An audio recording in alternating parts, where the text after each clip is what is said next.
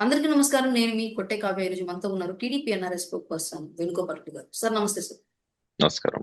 Sir, ఈ రోజుల్లో stand up comedy పేరుతో ముఖ్యమైనటువంటి అంటే రాజకీయ నాయకుల యొక్క జీవితాల గురించి వ్యంగ్యంగా మాట్లాడుతూ ఏపీలో అయితే ఒక ఇద్దరిని పోలీసులు కేసు పెట్టడం, అరెస్ట్ చేయడం చూసాం. మళ్ళీ బెయిల్ మీద వచ్చారు, అది వేరే విషయం.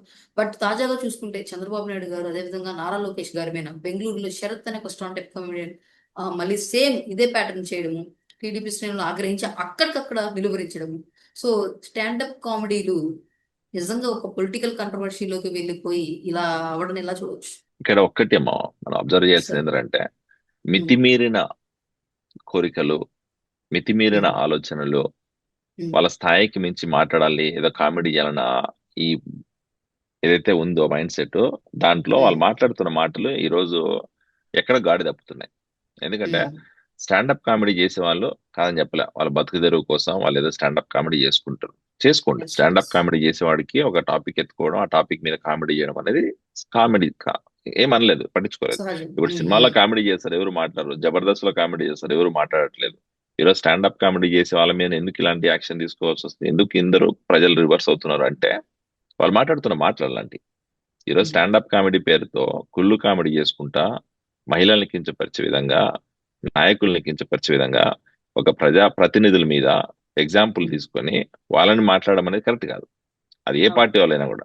ఈ రోజు ఈ శరత్ అనే అబ్బాయి కామెడీ పేరుతో మరీ ఇంకా నెక్స్ట్ లెవెల్కి వెళ్ళిపోయి నక్సలైట్ అన్నట్టు ట్రీట్ చేశారు చంద్రబాబు నాయుడు గారిని. అది కరెక్ట్ కాదు. ఎందుకంటే నక్సలైట్ దాడిలోంచి బయటపడి ఈ రోజు ఆ బాంబుల దాడిలో నుంచి బయటపడి ప్రాణాలు కాపాడుకొని ఈ రోజు రాష్ట్రం సుభిక్షంగా ఉండాలా, రాష్ట్ర ప్రజల కోసం తెలుగు రాష్ట్రాలు, ఉమ్మడి తెలుగు రాష్ట్రాల్లో 4 సార్లు చీఫ్ మినిస్టర్ గా పనిచేసిన వ్యక్తి. ఆయన కొడుకు వయసు లేదు నీకు, మాట్లాడే ముందు కొంచెం ఉండాలిగా, కామన్ సెన్స్ కానీ ఉండాలిగా. ఇక్కడ అంటే ఇక్కడ మనం కొంచెం సీరియస్ గా తీసుకోవాల్సిన విషయం ఏంటంటే ఇలాంటి వార్తలను కూడా ఎక్కువ ట్రోల్ చేస్తుంది వైసీపీ సోషల్ మీడియా. ఇక్కడ ఎట్లుందంటే వీళ్ళ మైండ్ సెట్ వైసీపీ వాళ్ళు ఏంటంటే వాళ్ళకి ఉమ్, రాజకీయం చేయడానికి ఎటువంటి ఆప్షన్ దొరకట్లేదు. ఒకటి ఏంటంటే కూటమి ప్రభుత్వాన్ని ఎట్లా ఒకటి చేసి బ్రేక్ చేయాలి. వాళ్ళు కూటమి ఉమ్, ఎగ్జిస్టెన్స్ ఉండకూడదు. ఈ టీడీపీ జనసేన బీజేపీ అలియన్స్ ఏదైతే ఉందో దాన్ని బ్రేక్ చేయడానికి సర్వశక్తులు వాడుతున్నారు. దాంట్లో భాగంగా జనసేన వాళ్ళని రెచ్చగొడుతున్నారు. స్టాండప్ కామెడీ పేరుతో చేసిన స్టాండప్ కామెడియన్, లేదా మొన్న ఎప్పుడో సినిమా వాళ్ళ గురించి ఉమ్, మాట్లాడితే ఆ కామెడియన్ తీసుకొచ్చి దాన్ని తీసుకొచ్చి మళ్ళీ కూటమి ప్రభుత్వానికి ముడబెట్టి ఈ రోజు చంద్రబాబు నాయుడు గారిని ఎవరో ఈ శరత్ అనే పిల్లోడు మాట్లాడితే దీన్ని తీసుకొచ్చి మళ్ళీ ఆ జనసేన వాళ్ళకి ముడబెట్టి ఇట్లా ఏంటంటే కూటమి మధ్యలో ఉన్న పార్టీల మధ్యలో రెచ్చగొట్టాలా, ప్రజలను రెచ్చగొట్టాలా, కార్యకర్తలను రెచ్చగొట్టాలనే ఉద్దేశంతో ఈ ఏదైతే బయట ఉందో ఆ బయటని తీసుకొచ్చి వీళ్ళే ఫస్ట్ ట్రెండ్ చేస్తారు. ఆ ట్రెండ్ అయిన ఉమ్, తర్వాత ఆటోమేటిక్ గా మన కార్యకర్తలకు కోపం వస్తుంది. తెలుగుదేశం పార్టీ కార్యకర్తలు ఏంటంటే ఈ రోజు నాయకుడిని నమ్ముకొని పని చేస్తున్నారు, 45 సంవత్సరాలు రాజకీయం చేస్తున్నారు ఒక పార్టీ. అలాంటి పార్టీ అధినేతగా ఉన్న చంద్రబాబు నాయుడు గారి మీద ఇలాంటి చిల్లర కామెడీ చేసే ఎవరికైనా కోపం వస్తుంది. అదే జగన్మోహన్ రెడ్డి గారి గురించి ఒక చిన్న మాట్లాడితేనే వైసీపీ నాయకులు మొత్తం పొలోమని యుద్ధానికి వచ్చినట్టు వస్తారు కదా. మరి ఇదే వచ్చేస్తున్నారు, కార్యాలయాల మీద దాడులు దాడులు చేసేస్తున్నారు, మళ్ళీ చేస్తున్నారు, కూటమి కార్యాలయం ప్రభుత్వం మీద మీద లా దాడులు అండ్ ఆర్డర్ చేస్తున్నారు, ఉందని రోడ్డు పైనకి అడుగుతున్నారు. కార్యాలయం మీద దాడులు చేస్తున్నారు, మహిళల మీద కేసు పెడుతున్నారు, కార్యకర్తలు బయటకు వస్తే వాళ్ళకి అంటారు, ఈ రోజు ఫిజికల్ గా ఉమ్, అటాక్ ఉమ్. చేస్తున్నారు. ఇలాగ అన్ని చేస్తున్నారు కదా. మరి మీ నాయకుడు అయితే నాయకుడు, పక్క వాళ్ళ నాయకుడు నాయకుడు కాదా? ఈరోజు చంద్రబాబు నాయుడు గారు ఒక పార్టీ నాయకుడు కాదు, ఈ రోజు తెలుగు ప్రజలందరికీ కూడా ఒక ఆశా జ్యోతిలాగా ఉన్నాడు. తెలుగు అవును. రాష్ట్రాల కోసం పని చేస్తున్నాడు. 45-50 సంవత్సరాల నుంచి కుటుంబాన్ని వదిలేసేసి కేవలం ప్రజాసేవ కోసమే నిమగ్నమై పనిచేస్తున్న నాయకుడు. లోకేష్ గారు కూడా ఈ రోజు 15 సంవత్సరాల నుంచి రాజకీయం చేస్తున్న, 15 సంవత్సరాల నుంచి తెలుగుదేశం పార్టీ కోసం, కార్యకర్తల కోసం అహర్నిశలు కష్టపడుతున్నారు. ఈ రోజు పవన్ కళ్యాణ్ గారైనా, కూటమి ప్రభుత్వంలో ఉన్న నాయకులైనా, చంద్రబాబు నాయుడు గారైనా ఎవరైనా కూడా పని చేస్తున్న విధానం గురించి అంటే వీలైతే మంచిగా చెప్పండి. వీళ్ళు 15 ఏళ్ళు కలిసి ఉంటామంటున్నారు. గత ఇప్పుడు 2 ఇయర్స్ అయిపోతుంది ప్రభుత్వం వచ్చి. 2 ఇయర్స్ నుంచి అన్ని రకాలుగా కులాల పరంగా, మతాల పరంగా ఎన్ని రకాలుగా ఛాన్సెస్ ఉంటే అన్ని రకాల ఛాన్సెస్ గా చర్చలు పెడదాన్ని ట్రై చేశారు. బట్ అన్ని కూడా ఈ పెద్ద నేతలందరూ కూడా దిగమింగుకుని ప్రతి దాంట్లో ప్రతి ఒక్క శ్రేణులు కూడా సర్ది చెప్పుకుంటూ కూటమి గవర్నమెంట్ ఎక్కడ కూడా వైసీపీ అటాక్ కి వాళ్ళు అనుకున్నట్లు జరగకుండా చేయడం అనేది ఇంకా మింగుడు పడక ఇంక ఏ దారి లేక ఇది ఒక దారి ఎంచుకున్నట్టు. అంటే ఇప్పుడు ఇది కూటమి బంధం ఎలా ఉందంటే ఫెవికల్ బంధం కంటే స్ట్రాంగ్ ఉంది, ఫెవికల్ ఎంసీల్ కంటే స్ట్రాంగ్ ఇది. ఇప్పుడు ఉమ్, ఎంత విడగొట్టాలని ప్రయత్నం చేసినా ఈ రోజు కూటమి ప్రభుత్వం ఉన్న నాయకులందరూ కూడా చంద్రబాబు నాయుడు గారిని చీఫ్ మినిస్టర్ గా ఏకగ్రీవంగా ఎన్నుకునే పరిస్థితి ఉంది. పవన్ కళ్యాణ్ గారు ఎస్, డిప్యూటీ సీఎం గా పనిచేస్తున్నారు. నెక్స్ట్ 10 సంవత్సరాలు కూడా చంద్రబాబు నాయుడు గారు చీఫ్ మినిస్టర్ ఉండాలని చెప్పి ఓపెన్ గా స్టేట్మెంట్ ఇచ్చిన పరిస్థితి. ఎస్. అలాగే లోకేష్ గారి మీద ఏదో ట్రోల్ చేస్తే లోకేష్ గారు కూడా అన్నారు నెక్స్ట్ కూడా చంద్రబాబు నాయుడు గారు చీఫ్ మినిస్టర్ అని చెప్పి ఉమ్, ఓపెన్ గా చెప్తున్నారు. అలాంటి పరిస్థితుల్లో ఇలా ఏంటంటే ఇంకా జగన్మోహన్ రెడ్డి గారు ప్రతిపక్ష హోదా కూడా రాదు నెక్స్ట్ కూడా అన్న భయం పట్టుకుంది. ఆ ఉమ్. భయంలోంచి ఏదేదో మాట్లాడుతున్నారు, ఏదేదో కుట్రలు చేస్తున్నారు. దాంట్లో భాగంగా ఈ రోజు కూటమి ప్రభుత్వం నాయకుల మీద కుషలు ఏమంటారు కుట్రలు పెడుతున్నారు. మహా ప్రతిసారి ఇప్పుడు కొంతమంది ఉన్నారు దేశంలో విదేశాల్లో కొంతమంది ఉన్నారు వైఎస్ఆర్సీపీ సింపథైజర్స్. వీళ్ళు చేసే పని ఏంటంటే ఒక ప్రాపగాండా క్రియేట్ చేయడం, ఆ ప్రాపగాండాని వైసీపీ పేటిఎం ఆర్టిస్టులకు గీయడం, ఆ వైసీపీ పేటిఎం వాళ్ళు తీసుకొచ్చి మొత్తం సోషల్ మీడియా ఛానల్లో పోస్ట్ చేయాలి. సార్ అది నిజమా దాదాపు అబద్ధమా నూట అని కూడా ఆలోచన ముప్పై చేయట్లేదు. మంది అంటే గత వైఎస్ఆర్సీపీ హయాంలోనే 130 మంది తాడేపల్లి కేంద్రంగా ఒక అంటే ముఖ్యమంత్రి లేకుండా ఫేక్ ఐడీలతో ఫేక్ పేర్లు పెట్టేసుకొని చేయడం, దాని మీద 2 రోజుల నుంచి అయితే సజ్జల భార్గవ రెడ్డిని కూడా విచారిస్తూ ఉన్నారు.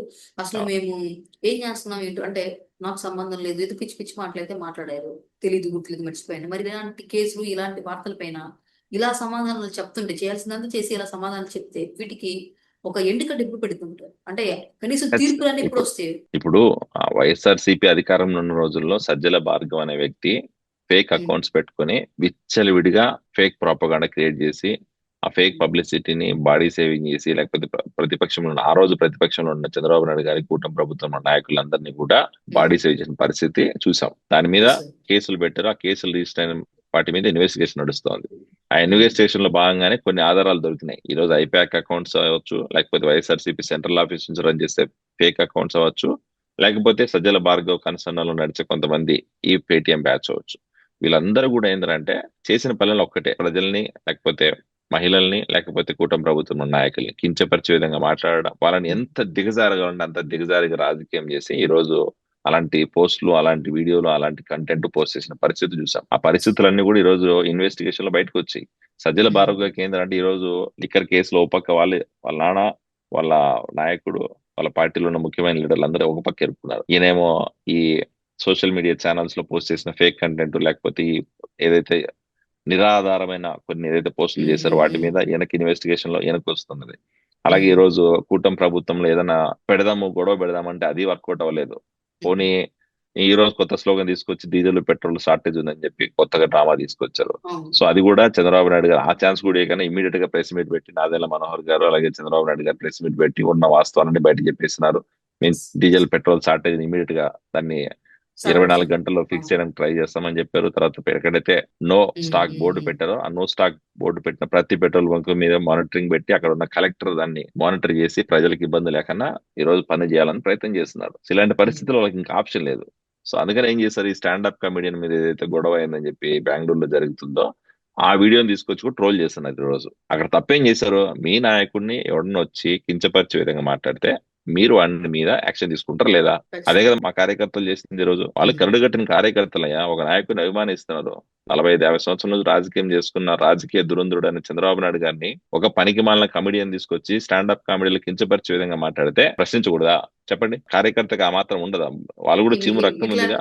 ఇట్లాంటివి నిజం అక్కడికక్కడ నిరూపిస్తేనే ఇంకొకటి చేయకుండా ఉంటాడు. చేయడు. ఇప్పుడు మన ఎందుకంటే ఈ కేసులు రోజు దాకా ఈ వెళ్ళినాయి కదా, అవి కూడా రిపీట్ అవ్వకుండా ఉంటాయి ఇప్పుడు గవర్నమెంట్ మీద. ఇప్పుడు కేసులు పెట్టడము, ఇన్వెస్టిగేషన్ చేయడం అనేది పాయింట్ కాదు అక్కడ. ఒక స్టాండప్ కామెడీ చేసుకొని నీ బతుకు తెరువు కోసం మాట్లాడి నువ్వు 45-50 సంవత్సరాల నుంచి రాజకీయం చేస్తున్న ఒక సీనియర్ నాయకుడిని ఇలాంటి కించపరిచి మీద మాట్లాడితే, నిన్ను ప్రశ్నించకపోతే, నిన్ను అడ్డుకోకపోతే రేపు పొద్దున ప్రతి ఒక్కడు మాట్లాడతారయ్యా. రేపు ఎస్. పొద్దున నిన్ను మాట్లాడతారు, నన్ను కూడా మాట్లాడతారు. మరి ఎంకరేజ్ చేస్తావా? నీ ఇంట్లో మహిళలు కూడా మాట్లాడతారు. వీళ్ళు ఈ రోజు స్టాండప్ కామెడీ ఈ రోజు మితిమించిపోయింది. స్టాండప్ కామెడీ పేరుతో వీళ్ళు బూతులు మాట్లాడుతున్నారు. స్టాండప్ కామెడీ పేరుతో జబర్దస్త్ కామెడీలో కంటే దరిద్రమైన వర్డ్స్ వాడుతున్నారు వీళ్ళు. కామెడీ స్టోలు ఒక 5 నిమిషాలు పిల్లలతో కూర్చొని చూడలేని పరిస్థితి ఉంది ఈ రోజు. స్టాండప్ కామెడీ అని చెప్పి ఓపెన్ పబ్లిక్ లో పెట్టి చూద్దాం, పెట్టట్లేదు. స్టాండప్ కామెడీ పేరుతో 20 మంది 30 మంది ఉన్న రూమ్ పెట్టుకొని, అది కూడా ప్రైవేట్ సినిమా థియేటర్ లాగా పెట్టుకొని మాట్లాడుకుంటున్నారు. అది స్టాండప్ కామెడీ అంటారా, భూత పురాణం అంటారా? దాన్ని కూడా అడ్డుకోవద్దా? మరి మాట్లాడే ముందు కొంచెం ఆలోచన చేసుకోవాలి. వైఎస్ఆర్సీపీ నాయకులు ఏంటంటే కేవలం వాళ్ళ సిద్ధాంతాలు వాళ్ళని పక్కన పెడితే రాజకీయం చేయడానికి ఏదో పాయింట్ కావాలా. అది ఏ పాయింట్ అయినా పర్లేదు. ఇంకా కూటమి ప్రభుత్వంలో అదే. బురద జల్లడం కోసం, కూటమి ప్రభుత్వం మీద పుక్షలు పెట్టడం కోసం, కూటమి ప్రభుత్వంలో నాయకులు కించపరుచున్నా చెప్పి వాళ్ళు ట్రోల్ చేసి మళ్ళీ వాడే తీసుకొచ్చి వీడియో పెట్టి వాడే మన మీద అంటే ఆ వీడియోని మళ్ళీ వాళ్ళే ట్రెండ్ చేస్తారు. ఇప్పుడు ఎట్టతారు అయిపోయిందంటే వైఎస్ఆర్సీపీ సోషల్ మీడియా పరిస్థితి, మనకంటే ఎక్కువ వాళ్ళే ప్రపోజ్ చేస్తాను మన కంటెంట్ ని. మనం చేయట్లే. మన కార్యకర్తలు అందరూ సైలెంట్ గా ఉంటే కూడా వైసీపీ లో ఉన్న కొంతమంది పేటిఎం వాళ్ళు వాళ్ళ కంటెంట్, మన కంటెంట్ కూడా వాళ్ళే పోస్ట్ చేస్తాను. సో రకంగా మనకు కూడా మంచిది అది. Yes. Thank you sir. Thank you అమ్మా.